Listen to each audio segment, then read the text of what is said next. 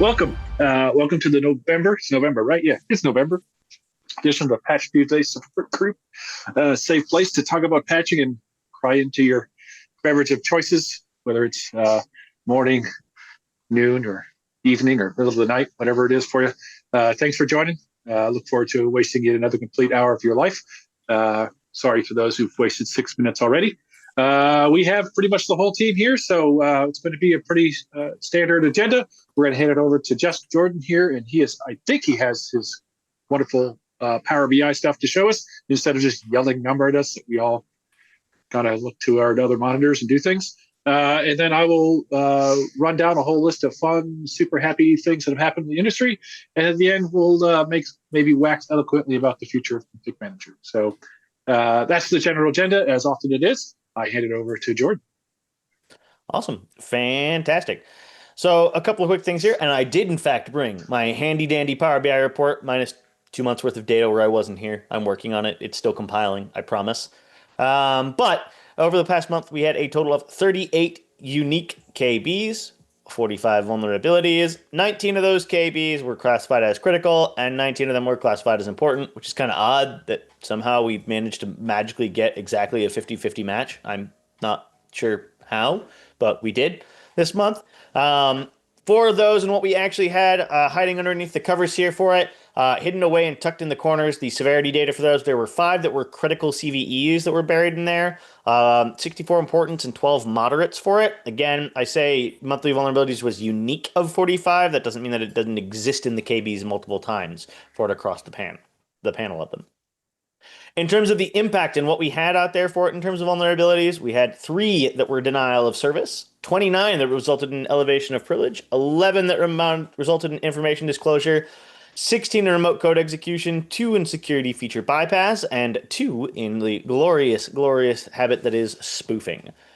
In terms of the KBs that you want to look at this particular month, we have 1 in particular you want to look at, because congratulations, if you think you aren't affected, surprise you are. And that is CVE 2025-60724. I think this one actually, Brian, you even had this pulled up too in your list of things for it. But basically what this is, if you just kind of look at it, yeah, it's bad. It's real bad. It's a 9.8. Like, is not good. And now, like, while it's not currently exploited today, the problem is that while it's not exploited, it's basically on every single computer ever that's in support. What it is it's a heap overflow in the Microsoft graphics component, which, you know, that thing that, I don't know, displays pixels on your screen in any type of organized manner. Yeah, it's that. So basically, you want to open a picture, you want to open an image along the way for it. Like, yeah, no, it's a thing. So interesting. If it apparently says it has been exploited, that's changed within the last 20 minutes, because I'm still seeing that the exploitability assessment for it still says no. Currently, it's still not publicly disclosed, and currently is not exploited at this point for the CVE 2025-60724 for it. There is a bunch of things along here. One thing of note is the preview pane is not currently an attack vector, so you can't trigger it accidentally just by previewing an image for it. But downloading files, downloading images, opening it along the way, yep, that's all kinds of good fun. I'll go ahead and read it one more time here for people. It is CVE 2025-60724, and we'll get it posted here in the chat too for people. I just tossed it in the chat. Well, you posted it in the panelists chat. Again, you're struggling with the technology. Jeez, crying out loud. That's all right. It's all right. It's all right. Don't worry. So this particular update, go ahead and take screenshots. We will post screenshots of this report out there on the website for it. It's still not yet available to be downloaded. I mean, it's available. It's available. I mean, it's right here. It's available in the form of screenshots. We're going to put it on YouTube. You can take a screenshot. Totally. 100%. The reality is, like, this is based on a whole bunch of like crazy processes we have to do to like extract CAD files and process XML. So like the process of generating this is pretty useless. So like I can give you a Power BI if you want, but like, okay, you don't have access to the data to do anything with it. So that's the struggle. Anyways, but yeah, so there's a whole bunch of different pieces out here on the MSRC portal about it, but it's basically in every single operating system that's currently in support for it. So you should you should fix that. The KB article that you're probably going to want to pay attention to that's attached to it is 5068864. That's 5068864. That will be the actual KB that you want to go ahead and roll out and actually deploy for it in order to address this. All right. We could probably talk about some of the other patches that came out here and some of the other vulnerabilities that came out for it, but that one out of everything for it is the big, bad, grossest out of the whole pile of them. There was another one there that was the elevation of privilege vulnerability that was kind of sort of interesting that snuck in there. It was only a 6.9, but it's just kind of interesting because it is an actual thing inside of the Windows Administrator protection pattern for it that actually like goes out to try to violate the whole how you do elevation commands for it. Again, it's also addressed in one of your typical security patches as well as hot patches for it for Windows 11, but that one's only applicable in 11, so its applicability is a lot smaller. Awesome. Let's go ahead and jump and take a quick look at third-party updates. So this month in the wonderful world of updates, it would appear, unless I've done really weird math, that you guys once again have record-breaking numbers, Andrew.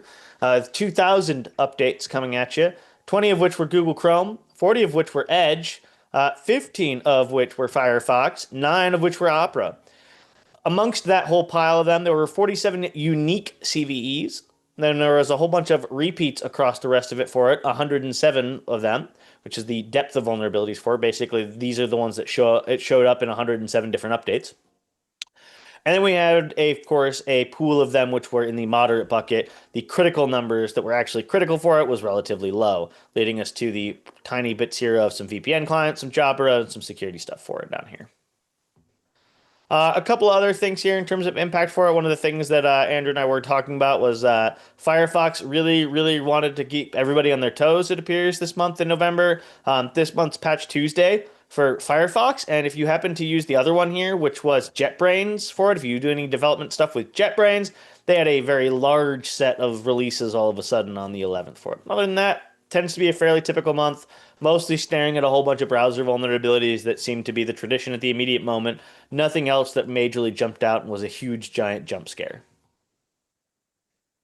And that, I'll hand it over to you, Brian. I know you've got some fun things on your list that I'm excited to lean in and talk about with you, because I've got some fun things that I've seen and I've been reading that have been coming along outside of the way and some of the news articles for it. And okay, boy, oh boy, do people, the current trending news on certain stuff is exciting, shall we say. Well, I'm now you have me wondering if I got it or not. But okay.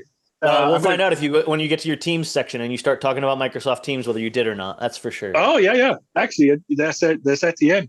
Fantastic. So this wasn't in. Actually, to be clear, all of if you go into resources, I think all of the links I'm about to show should be there, except for this last one. Or sorry, not the last one, the very first one, because Jordan and I were talking just before this. And we're like, oh, we should talk about this. I realize not everybody here might go to Twitter or X, but the president of, is it president? I think he's the president. President of Windows and Devices posted this little gem: Windows is evolving into an agentic OS, yada, yada, yada. And the whole thing just devolved into absolute, oh crap, I'm not logged in and I can't see. Okay. It devolved.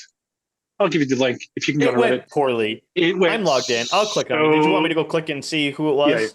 Yeah. Well, I'll give you, yeah. Well, it's not who it is. It's like there's almost 500 replies you can see, and it just absolutely like devolves into. I think you said that the top reply is like, "Can you just give me Windows 7 back?" Yeah, like the most recent reply was literally a screenshot of somebody saying, "Here's a crazy idea. How about give us Windows 7 back? A clean UI with a clean icon on a unified control panel." And they literally just posted a screenshot of Windows 7. Yeah, and within within a day, Pavan then went and had to just stop who could reply. Only people he mentions can reply to this. Yeah. So, yeah, man, that's just a little fun thing for you to noodle on if you want to. Moving into more patching stuff. Let me bring up my notes here. This is totally anecdotal, but I saw this on the Patch Tuesday mega thread, which you should all be aware of and look at if you can.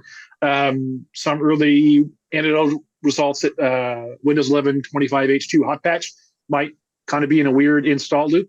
That is, you might install it. It install successfully, and then you scan and it says it's still there.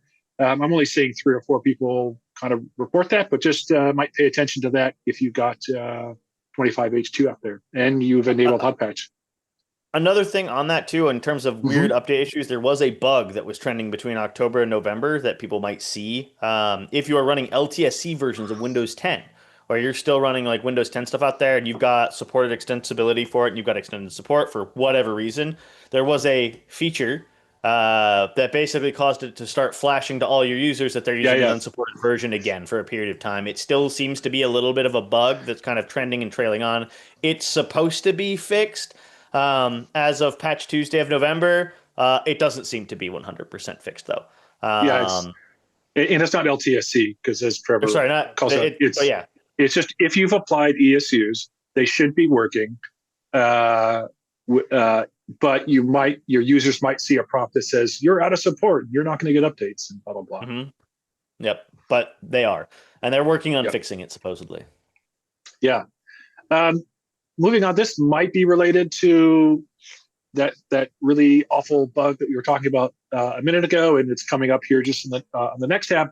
But even the fact that Office 2016 and 2019 literally went out of support last month, there's still security updates for it this month, which is to me interesting. I was about to ask who's still using Office 2016. Oh, I can tell you because I've talked to them recently. I can assure you, it's out there. Well, and 2019. So I was literally talking to a guy who has 2019, and they're getting rid after 2019 they got rid of one. I don't know, it was a publisher or producer. It was something like that. And he's like, well, it's not in 2024. I'm like, yeah, I don't know what to tell you. And so he was really thinking of like how to deploy Office 2019 separately. Anyways, people was using Windows 2000. I want you to be joking, Matt. I want you to be joking, but I would almost bet they aren't. Yeah. Have you seen some of the things recently about the recent theft there? I know. Like there's some. Listen, I want a lot of things. Okay, it doesn't mean that I actually believe I'm going to get them. So it's all I have is that little bit of hope. Have I sent you my screenshots of the parking machine near our office in Belgium running Windows XP? No. The underground parking facility? Yeah, it's a good time. Awesome. So we've already kind of hashed this a little bit, but I'm going to add a couple of things. So this is we posted this in the chat earlier. This is the one Jordan was talking about. This is the super, super bad one. You can see it's 9.8. You can see that you can the attack vectors over the network. You can see the interaction is none. You can see privileges is none. Attack complexity is low.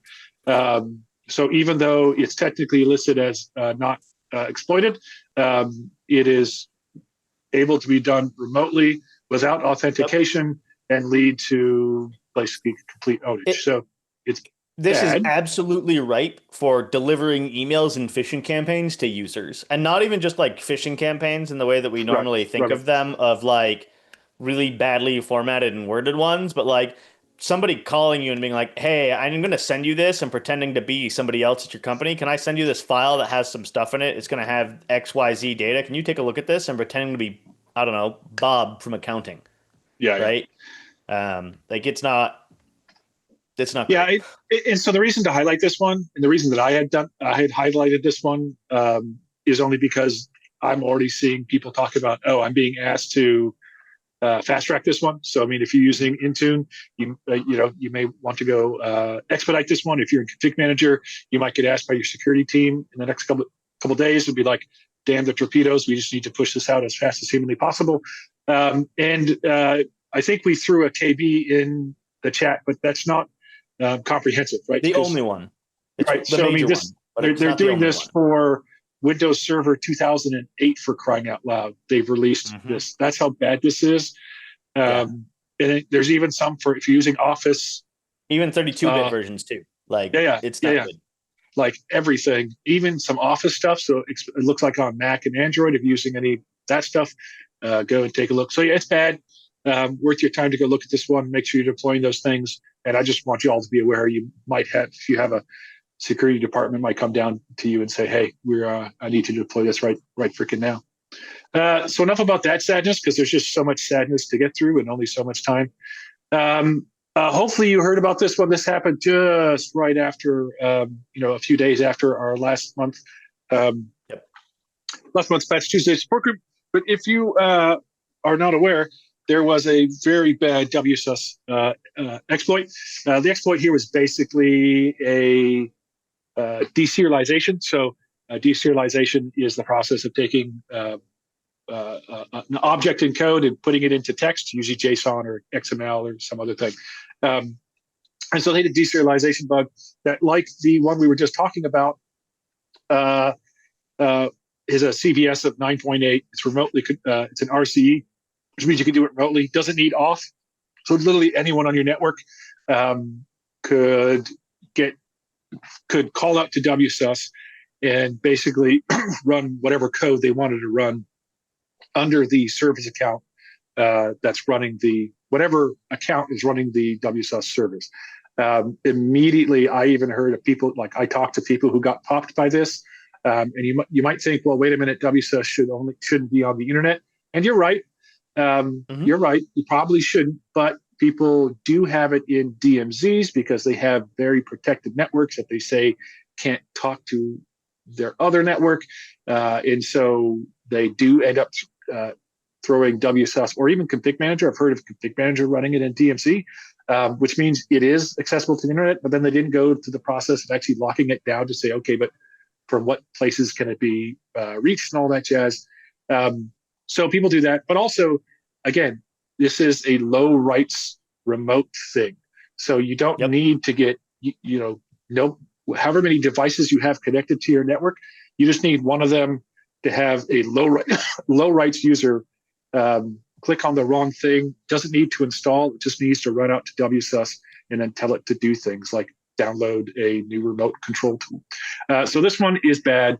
If you hadn't heard about it already, you need to go fix it this right away. And it was included. So they had an out of band patch, but it's going to be included in. And they actually had two out of band patches because this ended up breaking Hotpatch. I think, right? Oh no, it was Hotpatch. That's right. It was Hotpatch. Well, yeah, it broke something else. Broke Hotpatch. CISA itself, you always know shit kind of gets real when CISA is like, y'all need to go do this right now. And CISA is America's Cyber Defense Agency. But really, they're just saying like all federal government IT, like you need to go deploy this right now, like immediately. That's generally how you know it gets bad. They did a little oopsie doodle. There was a bunch of even that out of band patch. Broke hot patching on a couple devices or a couple of OSs, blah, blah, blah. So they released yet another out-of-bound patch. But all this gets included in November's CUs. All of these are cumulative updates. People were confused by that. It's most critical to get these on your WSUS servers. So if your WSUS servers have for some reason, you're not updating them as often as, every month, this is a good example of go do that. Those out-of-band patches would apply to servers that don't have WSUS. I mean, it's not actually fixing a problem, but in theory, those servers could install WSUS. So it's making sure that on those servers that don't have WSUS, if you installed it, it would be vulnerable. It would be protected. But I wouldn't worry about that. Just get them patched like normal. But make sure, if you have WSUS, including a software update point for ConfigMgr, I would absolutely make sure that they have the latest patches on. Okay, enough about that. This is from last month, not this month, just to be clear. But can we summarize the last few minutes or the last 24 minutes of our conversation here with everything is really awful right now, and you should basically apply the cumulative update for November literally as fast as you possibly can because there's a lot of bad, real easy vulnerabilities right now, basically. Yeah, if you haven't applied anything since last month, there's two of the worst kind of vulnerabilities that can basically exist. That's what I would say. And we're coming up into the holidays, so just do the thing, right? I know there's a lot of people and a lot of orgs that are going to be very resistant to at times of we don't want to patch and we're really concerned about going into the holidays and what if we cause downtime events or this, that, or the other thing for it. The inverse is worse. I promise that if you don't patch and then the machines all get owned for it over the holidays, I promise It's worse. Don't do that. Yeah. Anyways, moving along.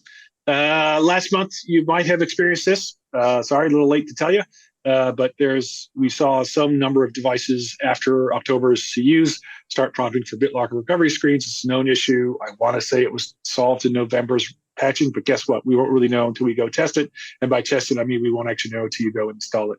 I hate when they do these stupid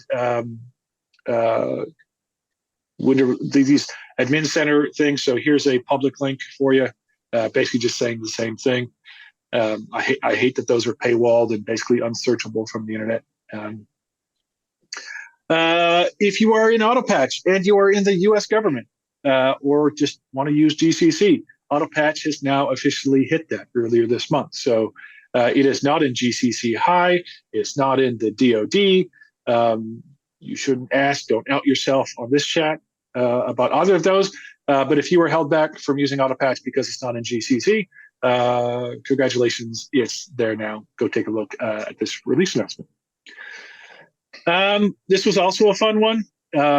You may not have seen this yet unless you look real close, but Microsoft had this amazing idea that they were going to go ahead and simplify the naming of the updates. Now, to be clear, this only really impacted in the Windows Update UI that I'm showing you here. They're going to change how they look. In theory, they did not impact how they show up in the catalogs. They didn't impact how they showed up in WSUS. They didn't impact how they would show up in ConfigMgr. So all of your ADRs, any automation you have built on that, PowerShell, all that stuff. Not PowerShell. If you're running PowerShell locally, yes. If you're running it in like ConfigMgr, no. All of those don't change. But the way it shows up on the device had changed. And you could see these changes here. It was just like, hey, we're just going to say, hey, it's this security update, whether it's Hotpatch compatible, and they're going to give you the KB and the build number. People flipped their ever-loving mind out about this. Oh my goodness. It was so, if we thought the other thing about like Agentic OS was bad, you should have seen the sysadmins losing their mind over this when it went on Twitter. Right. They absolutely lost their minds, and they went back and okay, you can see it here, right? So they quickly had to stop. So this that they're showing here, they did not have the date and month on here, so they had removed that. And so you were just seeing security update, Hotpatch given the KB, and they took a lot of flack for that, removing that date. I think the biggest impact here was just going to be if you're talking to a user, they're going to have to be like, well, it says security update and then this long KB, and you're like, what are you going to do that? But it definitely has changed. And as Trevor says there, you have automation, especially automation running on the endpoint, and it's based on that old naming scheme that has changed, and I suspect it's not going back. But I'll read your comment. I'm interested to know if anybody else was broken on that and what you have to do about it. Another, I was nicely, this was able to find a public link for this. This is another admin center one. If you are using Windows 365 cloud PCs, in theory, part of the lure there was, hey, you will get extended security updates for Windows 10, so you can run it on some old hardware. Microsoft ploy here is, if you don't want to update your hardware, you could just start using a cloud PC and use your old existing hardware with Windows 10 as essentially a thin client. They're reminding you, I'm not sure if this is new, but they're reminding you in that scenario, you do have to go and actually take some action to actively deploy that ESU to those Windows 10 devices. Again, this is separate from what you're going through and you're buying an ESU and that gives you the thing and you deploy that. This is separate. This is, if you're trying to get an ESU through Windows 365, just know you need to go and do a whole different process. That's not the other one. Moving, as Jordan says, you still will reboot, just less often. Yep. Yeah, we can talk and give kind of a high level thing about Hotpatch later on at the end when we get to the ConfigMgr thing. The big thing, like I said earlier, is just like you just reboot less often. You still reboot though for it. I mean, it's basically Windows patching for otherwise for it. It's just you reboot less often. That's it. That's the big secret for it. Yeah, I read this so long ago now I mean, it's November 4th. Those are heady days. That I actually kind of forget. Is this one you were talking about? So this was a vulnerability in Teams that basically allowed impersonation. Is that the one you were worried about this earlier? isn't even the one I was even going to talk about. There was a another thing. Okay. I have more later. It's not even a vulnerability. It's just a change that's a nothing burger change that has caused AI and a bunch of other news media outlets to pick it up and run with it to the privacy store for it of flaming up a storm for it that is basically a nothing burger that's related to all of the changes that are coming about for presence data. Well then, okay, fair enough. We'll see if this is it. But anyways, this was super happy fun times. If you're using any F5 stuff, specifically their big IP, they had the source code stolen, which okay, it's not great. Now, totally unrelated, they suddenly found, after having it stolen, they suddenly found 44 vulnerabilities that they felt that it was important to fix. I mean, I'm not saying those two things are related, but oddly enough, they came up with a whole whack of them. So if you're using any of the big IP stuff, you should pay attention to this. Hopefully you already have. Nothing, I mean, I just briefly scrolled through here. The worst that I saw is an 8.8. So I don't think anything's super crazy. But you can just see there's a lot of whole bunch of different vulnerabilities that suddenly were found after having their their source code stolen. So that's fun and interesting. This is a big one too, and it's a little hard to describe. So this is talking about ASP.NET, which is .NET is .NET is a framework by which you can write software. There's C# and F# and VB.NET. ASP.NET is sort of the web version of that. And they found a very bad vulnerability in this. It's actually 1 point worse than the other ones we've talked about. Amazingly, instead of a 9.8, it's a 9.9. It's over the network. There's no privilege required. I forget if it's no public exploit, but it's a very bad one. And so if you have anything that's running ASP Core 9 or 8 or 2.3, now the sadness is you probably don't know if that's true or not. It's a little hard to know, is it using this? Because it could be built into the thing itself. But anyways, if you are using this, so this is going to be a bigger thing on servers than say workstations. But if I would make sure you push those updates out. I know the .NET stuff comes through ConfigMgr and WSUS and all that. I don't know if the ASP.NET stuff does. I just honestly don't know. I could take a look later. But just be aware that's a thing.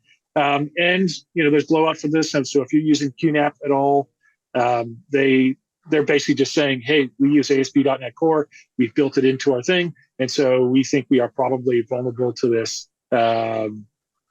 And you should go ahead and update that right now. So speaking of QNAP, if you use their QTS and QUTS hero stuff, that's also was found to be vulnerable. So Ireland's Pwn to Own, there were a couple of vulnerabilities that were found here. I don't think they were too crazy, but if you're using any of their software, go ahead and take a look.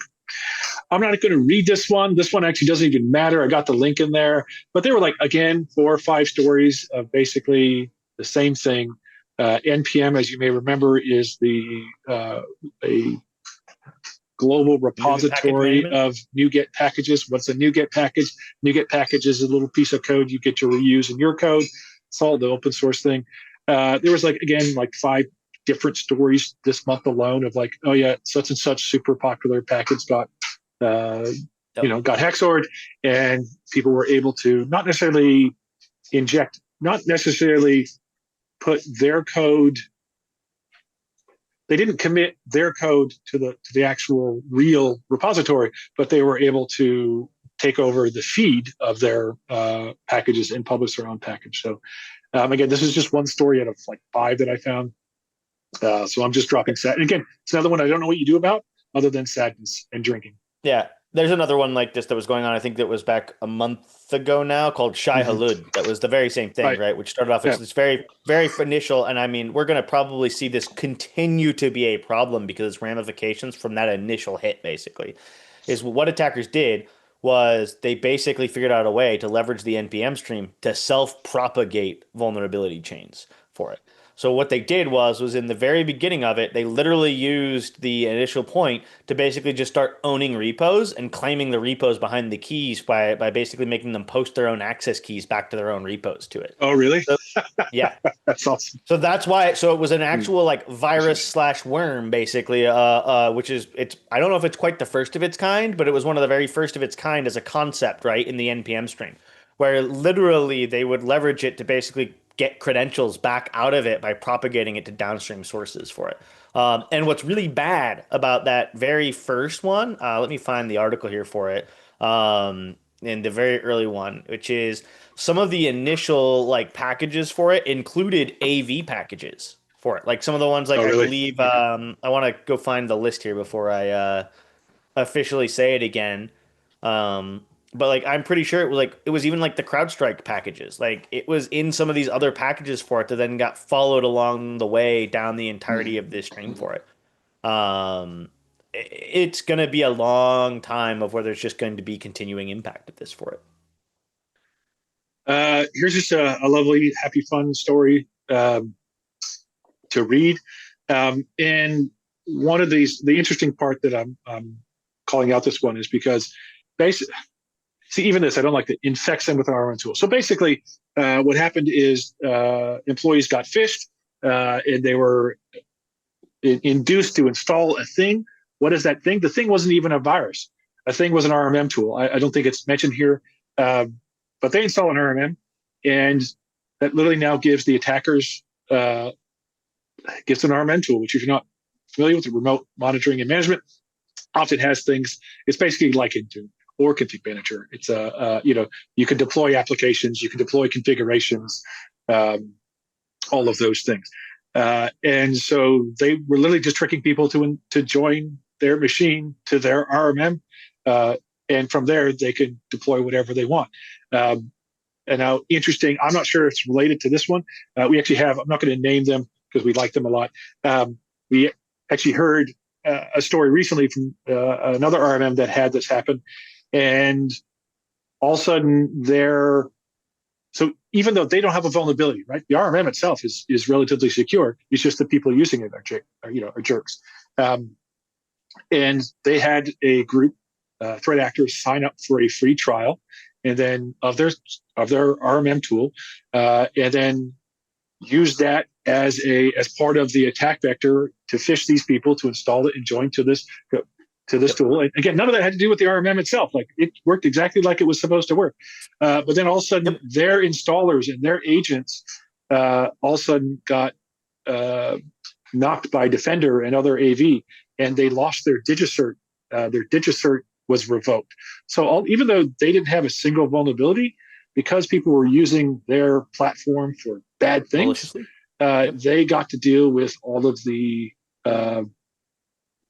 what's the right word? The blast radius. They were in the blast radius, and so that's just an interesting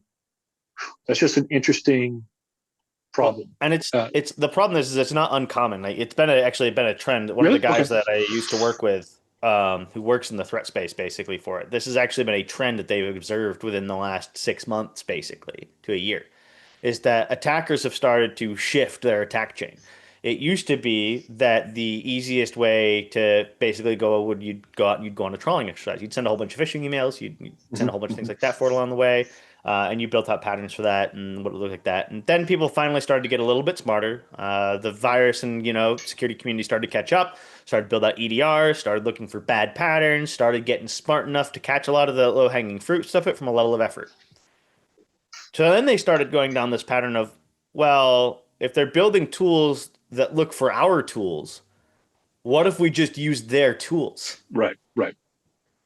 So there's this new pattern now that's observed that's out there that in the past 6 months, attackers have shifted to, instead of trying to build custom PowerShell tools for it, They're just leveraging data out there on the internet to figure out what are the most common free tools that are out there on the internet for it, and then just using those and trying to brute force pretend to be you. We see this a Right. lot Right. in the catalog even. So we'll see like high hits on AnyDesk or any of those easy to use remote control tools because they get reported all the time as malware, even though they're being used for their main their main purpose. Right. Got it. And when you say that, you mean like when you guys are running it through your catalog process? We run it through and you get a virus total and stuff like that. Yeah. And then customers reach out to us and say, hey, this is a virus. And we have to explain, well, no. I am the beholder, right? I am the beholder. It's a virus to some people. Other people actually use it for the purpose that it was designed for. So that's always a fun email to write up. It's a template now. Come on, let's be real. I did put in the chat here, by the way, the details about this for it, but I wanted to go back really quickly to the Shai-Hulud thing. So the big thing about this that was so bad was that it was actively harvesting secrets and then publicly posting those secrets to GitHub for it. And then it was basically leveraging webhooks to then ship them back to it, to then use the maintainer's credentials from that to take over the repos and then self-propagate out further into other repos for it across that by basically then being able to pass itself on to other repos that were using it. Not even mad. That's just impressive. And it was about 40 different products initially that were impacted by it for it along the way. And then later on they added and one of those products that were initially impacted were things like Angular, Tiny Color, torrent file, a lot of stuff in JSON, things like that for it. And then later on started impacting even some of the NPM tokens for stuff like CrowdStrike's NPM as well. Love it. Yep. Okay, moving on. Speaking of also sadness, thank you. They made me turn my monitor. Made me think. Who watches the Watchers? So there's actually two stories this month. This is just one of them where basically a cybersecurity firm had had employees that were attacking their customers or potential customers. I mean, what a great way to drum up business. And so there's two separate stories this month. And that's just kind of funny. Who is watching the Watchers? This is another interesting read. What they're trying to do is get on the box and they will spin up Hyper-V and they'll install a Linux OS. And if they can do that, they're mostly protected from, antivirus. Like it's just amazing to me. I mean, again, in both of these attacks, to be clear, like it's all a failure of, the local user has admin, right? They have the rights to use Hyper-V and create a box. You have the rights to enroll into an RMM.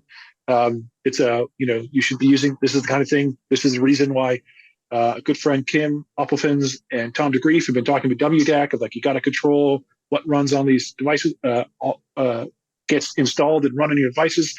And this is yet another example of, if the user has the right to enable Hyper-V and create a new device, somebody's going to go install Linux on it, and it's just going to sit there completely outside of your purview per se. If you're using SAP of any kind, it just looks like they had a bad month. I'm aware of SAP. Previous orgs have used their software. I know they loom large. But if you're using their SQL Anywhere, their SAP NetWeaver, or their Solution Manager, which I think is the more common, you don't like to see tens. I mean, these are like the fourth and fifth one maybe I've seen in the years we've been doing this. So that's not great. Followed up by a 9.9, which is also not great. So yeah, if you're using SAP of any kind, go ahead and take a real close look. I'm going to move this to the end because we'll talk about that later. Go away. And I do have one question that we got asked, by the way, Brian, that I want to save some time to talk about, that I want to answer live, that I'm holding in the question box here, that just has to do with our overall strategy on patching and dealing with high risks. But we'll save that for that to the end. We're almost there. I don't know if this is some of the stuff you're talking about. So I noticed a couple of 3 new, interesting to me at least, Teams features that they are releasing out. So this made some chat with anyone who has an email address. So if you decide, hey, I'd like to talk to my grandmother over Teams, and of course she doesn't have Teams, well now she can get an email telling her she should get Teams, which is of course what everyone wants. I absolutely look forward to this becoming a new target for how people are going to leverage it for no, phishing. Because no, I know, right? I reject your theory. Yeah, I'm sure this was built by people with nothing but security in mind right after they finished doing recall. Yep, absolutely. Like 110%, there was nothing but security focus here. Because this is a fantastic, we've just given all of the attackers out there a beautiful template for them to take and use and pretend to be sending from Microsoft to convince people to click on a link to join a conversation. That is absolutely what we just did for it, that we have now going to socially circulate and habituate people to the pattern of, if you don't have Teams, you should expect to randomly get an email from Microsoft arbitrarily from some family member who might have Teams inviting you to talk to them. Right. Yeah, I see no flaw in this plan. It's going to be perfect. It's will be fun. Another one that you can search for images in Teams. I don't know. That's interesting. It's fine. Yeah. I'm not worried about that, but you might see that come up. And then the last one I had for Teams, Jordan, so see if I struck out here, is there's a enhanced. This was announced a while ago, but starting to roll out now. There's an option, or is it default? I don't even know, to block screen capture while using Teams. So if somebody's sharing something, this should hopefully prevent. You have the option now preventing them from capturing the screen and getting a screenshot that they should. So you did strike out, but this one's going to be interesting, especially in the world of AI recorders. This was one of the two things that I had on my list. So this one's going to be interesting in the world of all of the AI recorders and how much tacit/implicit rebellion there will be in the market from people going, but you're blocking my meeting taker from being able to do X, Y, or Z for it along the way. So it'll be interesting to see what the impact of that is for it. The other one that I had for it is that Microsoft is now introducing enhanced presence data that indicates whether you are in the office or not for it. That is the other one. Okay. I don't know if you had that. I don't think you had that anywhere on your list. I didn't see it. No, I didn't. And the world of privacy imploded overnight over this for it. And what I think is super important. Say it again. Whether you're in office or not? Like, do you mean like whether you're working from home versus whether you're working in the office or whether you're working from some other place? Imagine using your Windows location to put where you're working. But is that what we're talking about? Because so specifically, right, what people read it as is like physically where you were located, like geoproximity, like to the square meters for it is what was interpreted from it along the way. Okay. Right? For it. What it actually means from a technical implementation, if you go and you read the docs for it around and about it, right, is it goes much more to the fact of like, well, we know what your IP address is, and therefore we know where you're going to be along the way for it, for it. There is some GPS components to it too that they've talked about enabling for it. For another feature, they've kind of rolled that piece of it back for it. Part of it though is very specific and like has been around for forever, because they have to for emergency services. So half this technology that they're talking about now that the privacy community has been losing their mind over, at least in the US, has been there and has had to be there for it a long way, because they are trying to know where you are from if you call 911 perspective, right? And or you get the alerts, like I think my mind goes to the phone alerts of like, hey, there's a abduction in your area or whatever. Yep. Yeah. So like there's a lot of different like bits and pieces for it, and it's kind of unclear depending on which chunk of the articles that you read and which one of the documents that you read. There's much ado about what is a little bit of a little bit of nothing combined together with the fact that all of this is still user opt-in based. Like you still have to actually consent. Admins cannot consent for you for and along the way. So it's a little bit weird. There was a whole thing about it like 2 weeks ago for it, and it was very much so. It spun up with dozens of AI news articles for it around the whole idea of we'll let your boss know when you're physically in the office or not. But the whole basis for it is it's based on your connection and if you're in the office's Wi-Fi network. So it's really weird on like what exactly it specifically is doing for it. Right. So is this the thing you're talking about? I just tossed it in my. Let me look real quick. Well, yeah. Yes. Okay. Yeah. Yep. Manage It turns location on sharing in location micro- services. This is the location services feature for it, right? Okay, got Which it. there's tons of things already that are in there for it from a location services perspective for it. Okay. In general, right, for it, what it's going to do is it's going to give bits of IP information for it along the way, as well as other data that already existed, and you can choose to do the emergency only piece for it too. Is this why you have this turned off on our machines and I can't turn on location services and it doesn't I don't know change what you're talking about, Brian. Yeah. And that's why every time I go to a different country, I have to go elevate and change my time zone. I don't know what you're talking about, Brian. Thanks, trick face. All right. Okay. Well, that sounds, wow, so much happiness in Teams. We usually don't talk about Teams. And then I thought, oh, a bunch of new things in Teams. And then you threw one that's even worse than what I was thinking. I have a good one in Teams that I just noticed. Oh, okay.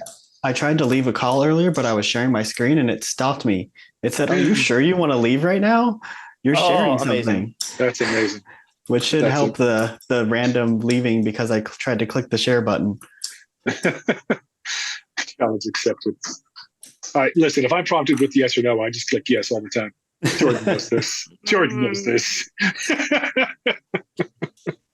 Listen, nobody would ask me to do something bad. So moving along. Hey, they made a slight change to File Explorer. It's not going to automatically preview an image that's downloaded from the internet. There's this whole mark of the web thing. If you download something, Windows tries to figure out it was downloaded from the web and all that jazz. So this kind of makes sense. This gets to some of the stuff we've already talked about of like, hey, sometimes just previewing is enough to trigger the exploit. And so we're just not going to do that if it's downloaded from the internet, which is kind of everything at this point. So I don't really know what the difference is. Talking about Intune, we're landing this plane here. If you're using the Endpoint Privilege Manager, either standalone as part of the Endpoint Privilege Suite, the Intune Premium Suite, you can now elevate its current user. So previously, the way it would work is you would elevate into a virtual or temporary or ephemeral user account, not your own, which is all sorts of shades of secure, but not super practical if you need to get access to your actual files and data. So if you need to access your OneDrive and you're no longer rerunning as a separate user, that doesn't work so well. And so they've gone and added that feature in. Also added some dashboards. I haven't looked at them, but it looks like they've added some good reporting. I actually know the people that on that team, so I kind of trust that. It's nice to have reporting. And then last thing I'll mention here is that the settings catalog supports Windows 11 25H2. Of course, it was released, and so now if you need to go into the settings catalog, you can go and do those things. Okay, sorry. Last, what we're going to end on here is this. So announcing the annual release cadence for Microsoft Configuration Manager. So if you're using Config Manager, know that it is going from in theory, 2 releases a year with monthly technical previews, which we haven't seen in a long time, or a TAP program.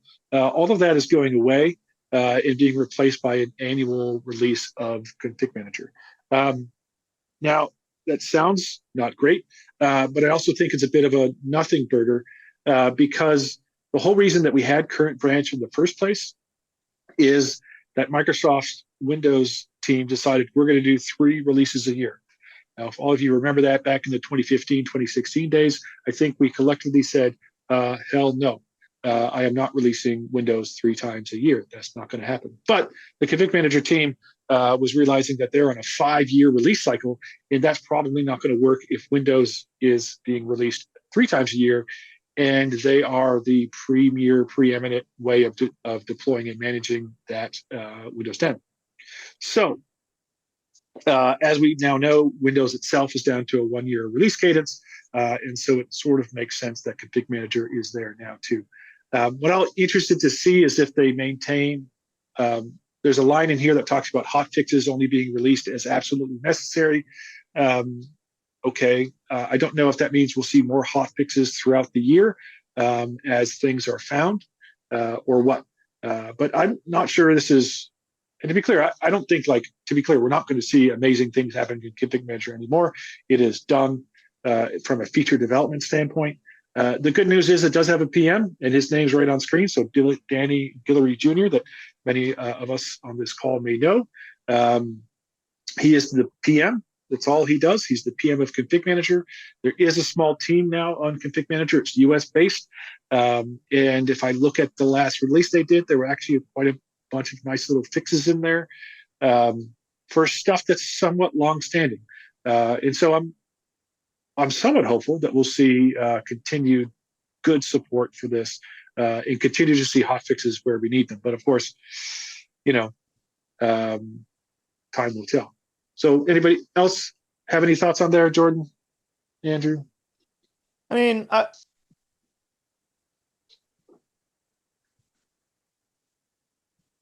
I think that it makes sense, right, for it. I would have preferred to have continued to see twice a year to match the Windows release cycle for it. I think that, the once a year side of it, coin, it's going to stir up a couple of things. It's again going to stir up the whole is ConfigMgr going to go away? There's going to be FUD that's going to attach for it. But there is just a lot of stuff still that is still heavily reliant on the world of ConfigMgr and on-premise management. It's just a thing, right? But now I had the same thought. But Windows is down. Windows is down to just 1 year, right? There's no H1 release anymore. Really? Someone correct me. I know. I had the same thing. I was like, well, why are they doing it once a year when Windows twice? But Windows itself has now gone down to a single release a year. Then I feel less bad about it, right? I feel less about it. How are they going to make it agentic, though? I thought it was still... Okay. I mean, I say that it's actually a lie because there's a thing there is going to be a 26 H1, but I think it's for some specific architect. There's some specific something. Only for Copilot Plus this year, somebody said. Is that it? Okay. Well, yeah, I don't know, but I mean, I thought it was very specific to some CPU architecture things, but it's not an actual wide release, right? So, yeah. I mean, I realize I just say that in a lie, but they did I can go find it. There's an announcement of we went from 3 to 2, and then basically what happened is I think as an industry, especially on the enterprise side, we all sort of coalesced to the one release, the H2 release. Yeah. And they're like, well, what are we doing H1 for? Now, the annoying part is that if you're in education, you used H1 in the summer to reimage everything. So they kind of gave you the slight middle finger. But if you're in education, you're probably used to that by now. So for better or worse. Yeah. I don't know. I don't hate it,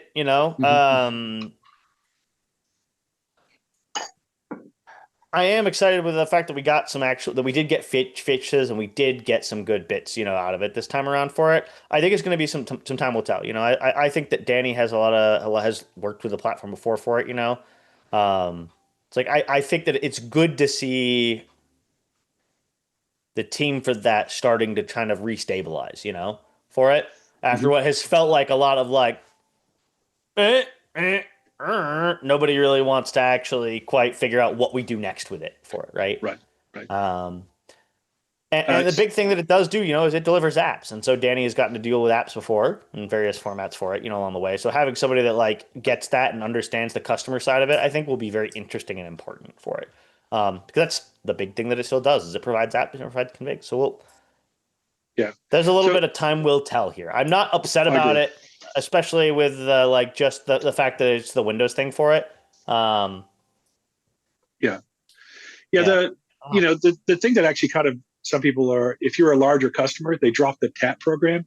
Now people on this call may not be aware of the TAP program, but if you were a particularly large customer, you could actually get you could actually do pre-fastering.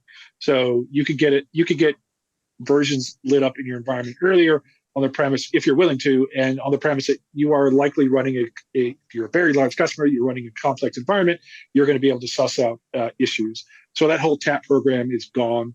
And those people that are using it are sort of bemoaning that fact, and I don't really blame them, but I also kind of understand it.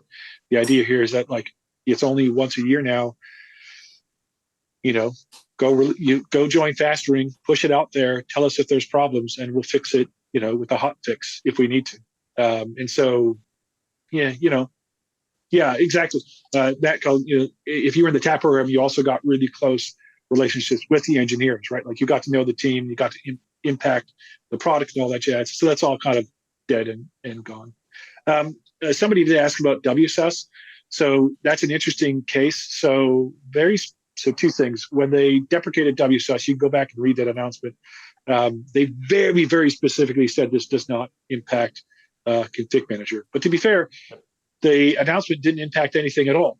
It basically went out of its way to say, hey, it's deprecated, but it's still fully supported in 2025 and all that jazz. Now, where it's going to get interesting, what we all have to look for is what happens in server 2028. Well, I mean, it's not that's the other thing.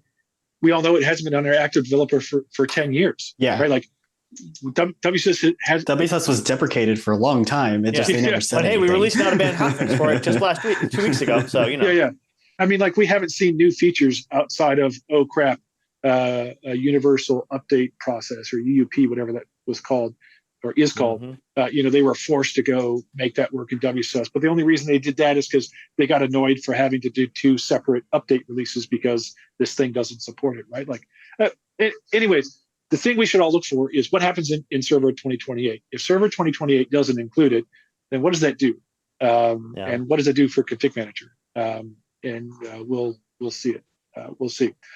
Okay, so we are at an hour. We're going to stay on, and we'll let people come off mute if you want to ask questions, and we can even talk more config manager if you want.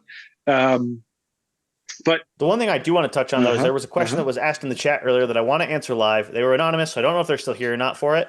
But the question was, there's an ongoing argument with security versus ops about whether to patch immediately or wait to make sure there's no new issues with updates that break production environment or a revised set of updates later on. They're looking at trying to create some objective measures. What would we suggest? If it's publicly exploitable, should there, or greater than X, is there some type of ratio for it? And how do we, test, but then really like actually go through and validate updates for it before we ship? So I don't know if you want to go first, Brian, on this, but I know I certainly have opinions. Sorry, we literally have Andrew on the phone. Why would either of us talk about this?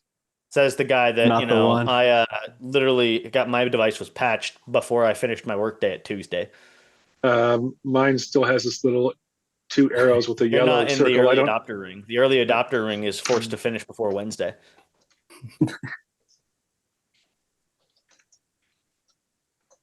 No, you take it away, Jordan. You brought it up. I mean, there's a couple of things here for it. In general, when it comes to Windows machine, depending on your industry for it, what I can say, right, is patching has gotten a lot better, right? As a general whole, in terms, it has. Did you just make that statement?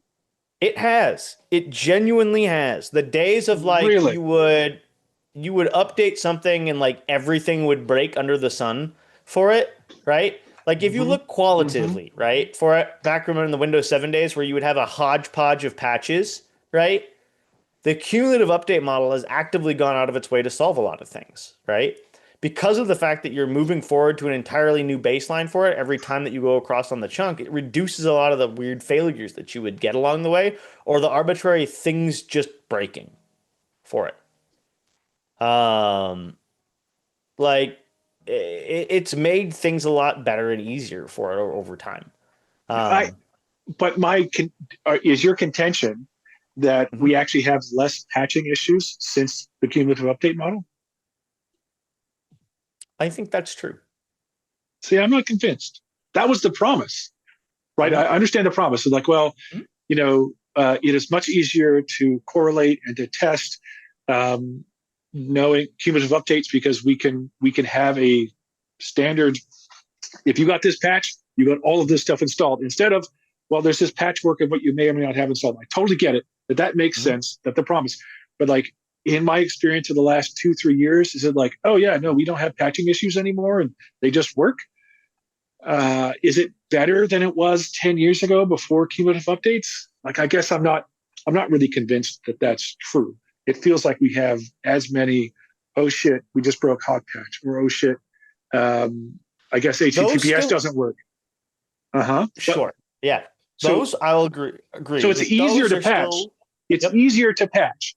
We don't have to do all this patch selection. It's easier to do the thing, but the reason we were sold this was because it would improve quality. And is quality better? I am not convinced of that. Okay. I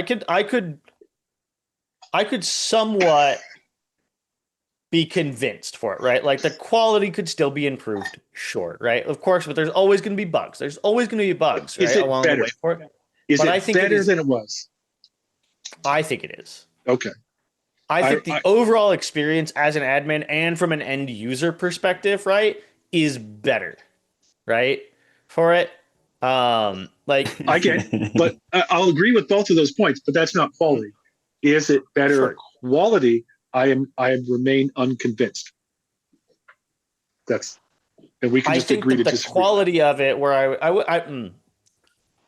will define quality as how many times have they broken things. Sure. So here's where I'll cede to you on. I would say that the quality has still not improved on when they break themselves, but it has improved on breaking everybody else. Say that again. It has. I think the quality of how they interact with other like products and other things and breaking everything else has improved. I think the quality and odds of them breaking themselves has increased. Okay. So what you're saying is when you say other things, you mean they don't break Adobe Reader and Chrome. I think that's fair. Yep. Yeah. As much as they used to. They don't break the end user experience for the most part. They break the admin experience of crap, HTTPS doesn't frickin' work ananymore for it, right? Well, they inconvenience me as an admin. That does impact the user experience when the app doesn't work. Well, okay, but that's, me suffering as an admin, right, for it is better in general, right, for it along the way than my end users, right? They're the ones that print money. They're the ones that need apps beamed directly to their eyeballs and to their retinas, right? Okay. Like, okay. So here's what we're gonna do. Their quality is higher, right? We got to give Tony like a place to close this thing, and then if you want to come off mute and like yell at us, I'm here for it. So if anybody is doesn't have a meeting right now and wants to come off mute, go ahead and raise your hands. But I'm going to close it and then we'll keep going because I'm happy to have this argument. So thank you for wasting a perfect hour and 7 minutes with us. Good luck patching out there. Please do it quickly because there's some really bad stuff out there. And for all those who are going to leave, we'll see you hopefully next month. Enjoy your holidays. I'm still going to finish answering. Scene. Okay. So anybody who wants to raise their hand, and be careful because I'm sure they put the react versus close to the raise your hand thing. But go ahead and raise your hand and we'll let you come off mute. We can look at Q&A here for a hot second, or Andrew can. And okay, keep ranting. Go rant. And I'm going to continue to answer this other half of this question here, which was the fact of what would we suggest? I would push any org, right, to try to get patched and get current within a week to 2 weeks anymore. We used to be all the way current, right, with across 150,000 machines within a week and a half, right? Okay. At the org that I used to do, and it's very possible now within the model with minimal issues for it if you're testing in Cadence for it.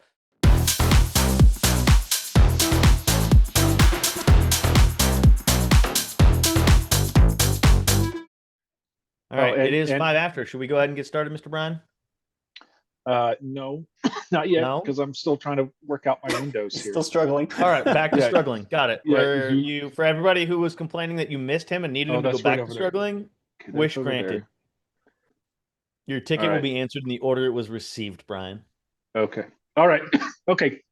We can start now.